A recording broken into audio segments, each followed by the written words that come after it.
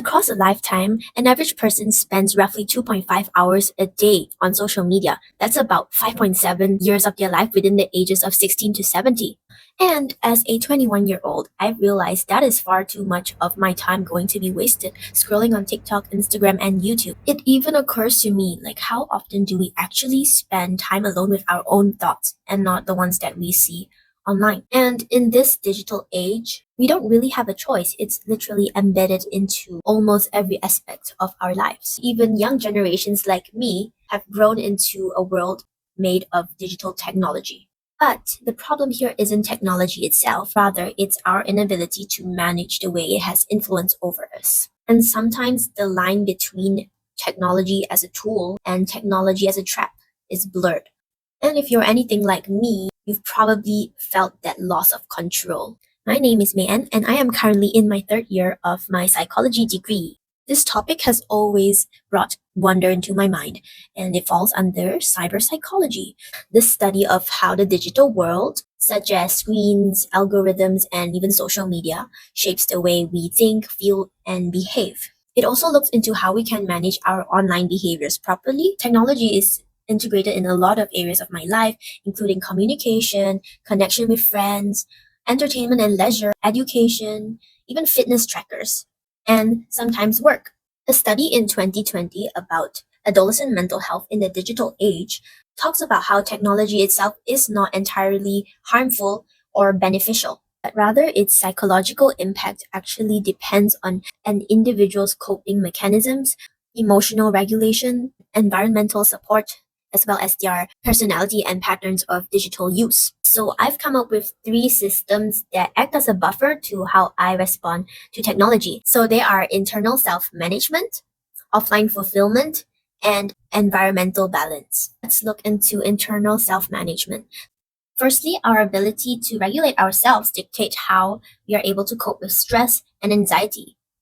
Dopamine scrolling or doom scrolling is the phenomenon of endlessly swiping through content on our devices, specifically short form content. This becomes an issue because of the accessibility to the short form content, such as Instagram or TikTok, can affect how we regulate and cope with stress. Watching reels and basically occupying your mind with videos can temporarily distract you from reality or distract you from the everyday life stresses by giving you dopamine dumps, which make you feel good temporarily. But we end up getting stuck in this false regulating cycle, which goes from feeling discomfort and immediately reaching for our phone to feel that sense of relief. But the problem will arise again and you'll have to face it the same way. The cycle then repeats and it actually ruins our life without us even knowing it. Some studies even show that short video applications lead to higher stress. But knowing all this, why do we keep on scrolling even when we want to stop? And it all goes back to the way we can regulate ourselves. So the self-regulation theory dictates that our behavior relies on our ability to monitor and control our impulses in alignment to our actual goals. And when an individual's self-regulation weakens, they become more reactive than intentional in their behavior. And we tend to use the closest and most accessible tool available to us, which is our phones. For me, I regulate by playing with my pets and sometimes exercising. So the next time you actually have to do an assignment and you catch yourself feeling stressed, go for a walk instead or journal down your thoughts or even do some reflection. It's when we're able to recognize it instead of automatically turning to our phone for comfort. It becomes more intentional and we are less likely to fall into the dopamine cycle again. Going into the second buffer system, which is offline fulfillment, this basically talks about being fulfilled outside of technology, whereby individuals who have meaningful offline lives are generally less vulnerable to internet addiction. And offline fulfillment can be seen in hobbies such as playing sports or doing an activity with a friend or even just having close face-to-face relationships, family interaction, community involvement, even sometimes creative hobbies. For me, myself, I really like to journal and craft, and this has been a really great fulfillment for me in my life that has kept me away from the digital space itself. Basically, when there is offline fulfillment, individuals will feel a sense of belonging, self-esteem, and sense of purpose, are less likely to seek validation online or comfort or even identity online. One of the phenomenons that occur in the digital space is called online escapism. This is when people seek excessive emotional compensation online because they're unable to fulfill their needs in real life.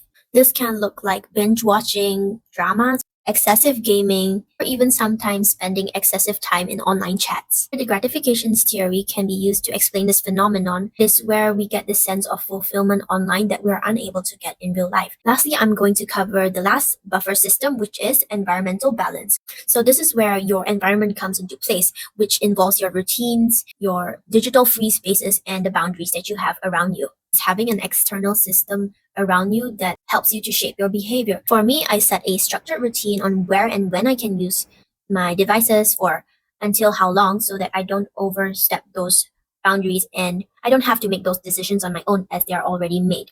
This also helped with my sleep hygiene, whereby it improved my sleep quality because I'm no longer staring at my blue light from my phone late at night or scrolling until 2 a.m. So, a study done in 2023 found that short form video use like TikTok is linked very closely to time distortion. It's basically an overestimation of time.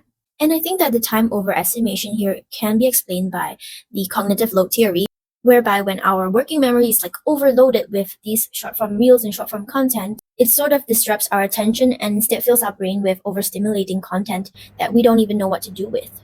And it overall weakens our time perception. And I found that my attention span also shortened when I got used to watching short form content, whereby I just got distracted so easily. I was just jumping through multiple tasks at once, but not actually completing any of them. And research shows that over time, this constant state of overload severely impairs our ability to deep think or concentrate and even have sustained mental effort. And I noticed this even for myself when I'm actually sitting down and writing out my thoughts. I can actually think deeper than when I scrolled beforehand. So for me, the environment actually makes a huge difference. And this includes, for me, I use visual boards so that I can be reminded of the time boundaries I have put for myself and where and when I can use these devices. And I actually found that this has helped my sleep hygiene a lot. And I've been able to wake up earlier and sleep better throughout the night. Your devices actually have blue light. And when you use them at night, your brain gets the signals that it's time to be awake. And this slows down the melatonin production, which is the hormone needed for you to sleep better. So that explains the three systems that I have developed over time. And sometimes awareness alone is not enough. Like watching all these videos talking about how to manage with technology is not enough. There has to be an actionable plan that I can carry out so that I actually commit to these changes. And sometimes habits are not easy to change. But if I'm able to build healthier habits, and they have worked really well for me, then undoing my unhealthy habits is also possible. So the key takeaway for this video is how can I then manage the use of technology? So I would like to share my top 5 tech-free healthy habits that I have developed over time and that really helped me.